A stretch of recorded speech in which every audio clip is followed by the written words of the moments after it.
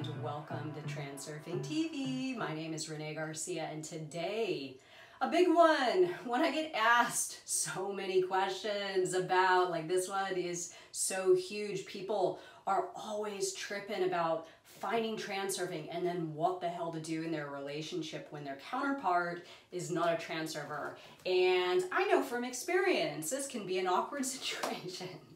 So I'm going to tell you how to cycle out of and cycle into a new relationship via reality transurfing. Of course, this isn't cycling out of an old relationship directly into a new one, unless that's your thing. I mean, I know some of us do that, and maybe, you know, you get the opportunity and move on it, whatever.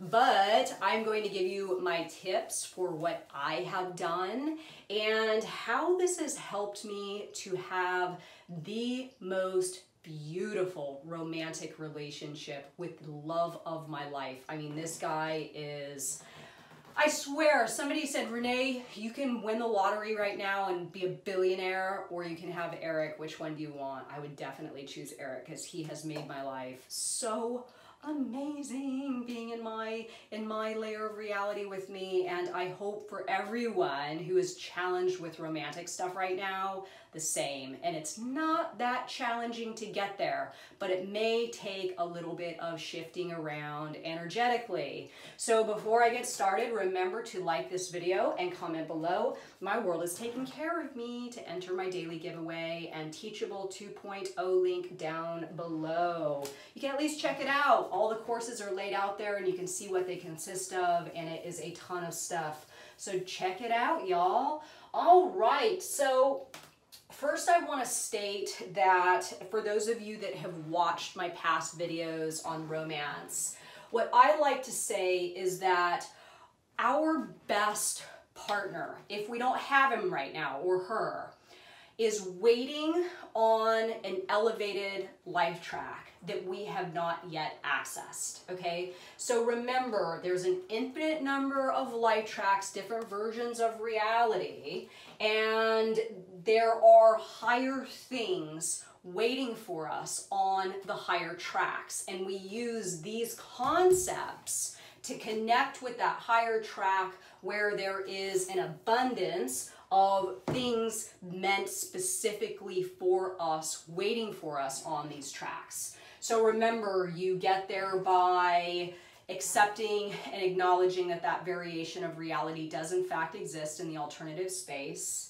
Managing your pendulums to an extent where you have elevated energy levels to be able to fuel your life and get things going in a way that is going to get you shifting around in your world. Maybe this is you moving to a better place. Maybe this is you getting into a passion in a way where it's now your professional thing. Maybe it's you embarking on a year of world travel, whatever it is, that you start to take back your energy and do the things that you really want to do things in line with your soul frail, and this is going to help you correspond to a sector of reality where more of what you want exists. Then remember, the induced transition can take you away if you start gaining headway. If you start to go into an induced transition, then you start to come back down, right?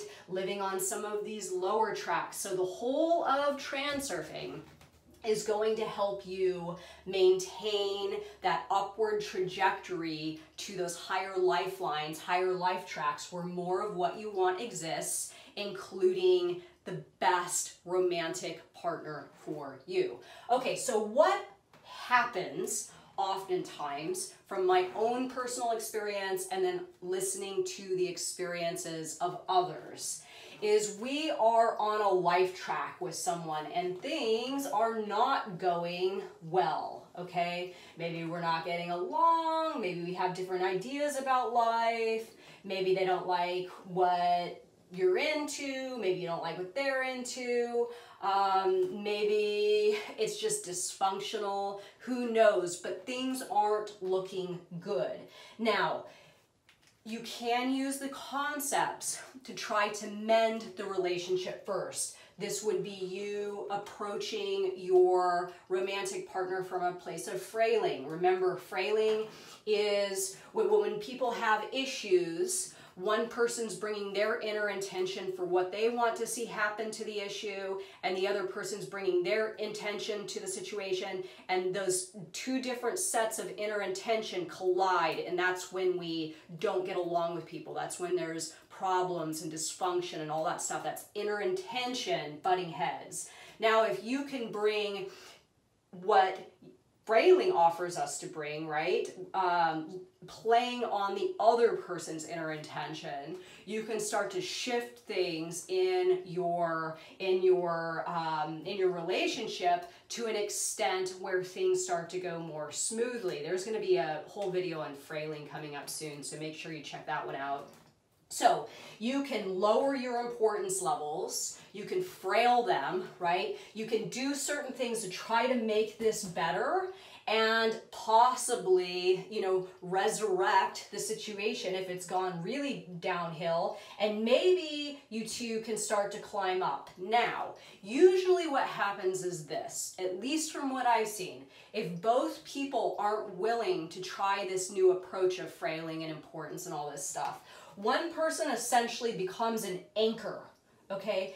Anchoring the other on the life track. So this person here, let's say this is you, okay? This person here is not able to elevate to some of the higher tracks because they are being anchored by the other person. This is what's happened for me. I've been anchored a number of times in my life, and when I realized, wow, I'm not able to ascend here, I'm not able to connect with my higher self, I'm not able to do higher things. I felt at times that I didn't have a lot of freedom in certain relationships. I couldn't go explore things, I couldn't try new things. I was always, you know, feeling like somebody was trying to conform me to their standards or their desires. So this has happened for me on a number of occasions, and really, I'm not gonna, you know, beat around the bush. You just gotta cut that thing out and, you know, realize that unless that person is worth you staying on a lower track, the only thing you can do is ascend and move on and cut them out of your life and move onward and upward. So this is really just pulling the ripcord, guys, and saying, this is not my higher relationship. I'm not my higher self. They do not see my higher self. My higher self is up there somewhere that I know I have access to, and somebody better is waiting up there for me. This is what I like to think. This is what I thought, and this is how I ended up in my relationship now. So once you cut that out, and that doesn't even get a name. Once you cut that out, that's holding on to the rock in the alternatives flow, right? Or in the river, not going with the alternatives flow. Once you let go of that rock and you allow yourself to flow in the alternatives flow, in the alternative space, you are going to encounter a ton of stuff, especially if you are actively transurfing. So the things that I paid attention to was learning. How can I be better? How can I not get myself into that situation again? What did I learn then? What am I going to take with me? Just learning in general so I don't repeat the process. Getting healthier. I let myself go. I started to work on getting healthier. Mastering self-love. I don't need anyone to love me right now because I have an abundance of self-love. And if something were to happen to Eric tomorrow, I would be devastated, but I have enough self-love to carry me through. Plus, I know I just go back into the alternative space, so everything's going to be cool, right? But mastering self-love. Financial stability. A lot of people are hanging on because the other person's a financial partner. So if you decide that you can let go of that rock and let yourself into the alternatives flow, time to master your financial stability so you do not create another dependent relationship. I've been there and it sucks. More self-worth. You know, getting yourself to a place where somebody actually treats you the way that you always felt you deserved to be treated, but you never quite allowed yourself to. This is magic, but first you have to feel it, and that's you mastering your self-worth. Self-sufficiency emotionally. I've been horribly dependent on people in the past emotionally, needing to be heard, needing to Becoming self-sufficient, being able to deal with your own shit in real time is going to really, really make this higher partner up here attracted to you. Let's face it, neediness is not attractive and it's a repellent. So if you can become self-sufficient emotionally, somebody is going to super dig that on one of the higher lifelines. Learn how to be alone. This is a big one. I had gotten into a relationship, you know, a number of times because I didn't like to be by myself. I love being by myself now, guys. I absolutely just like, it is my time to go into self-love and really just immerse myself in me, and it's great, and it's really attractive to Eric because I'm not constantly going to him to get something from him. I can provide all of that stuff for myself. And finally, and I know I've probably ended the last 3 videos with the exact same thing because it is absolutely so crucial to an amazing transurfing practice where you see results, is dropping importance. If you let go of this, if you let go of the rock and you go into the alternatives flow, do not go into that space with elevated levels of importance that you need to match up with someone.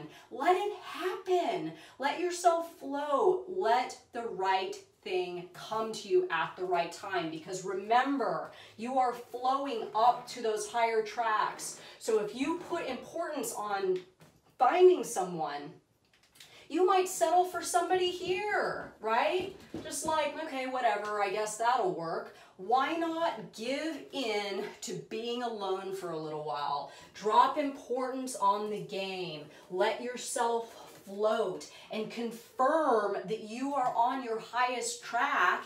And when you get there, and it's just naturally going to happen, and you don't have to force anything. Nothing will be contrived. So, cycling out and into relationships via RT, what do you guys think? Let me know your comments below, and like this video and comment, my world is taking care of me. And I love you all. Bye.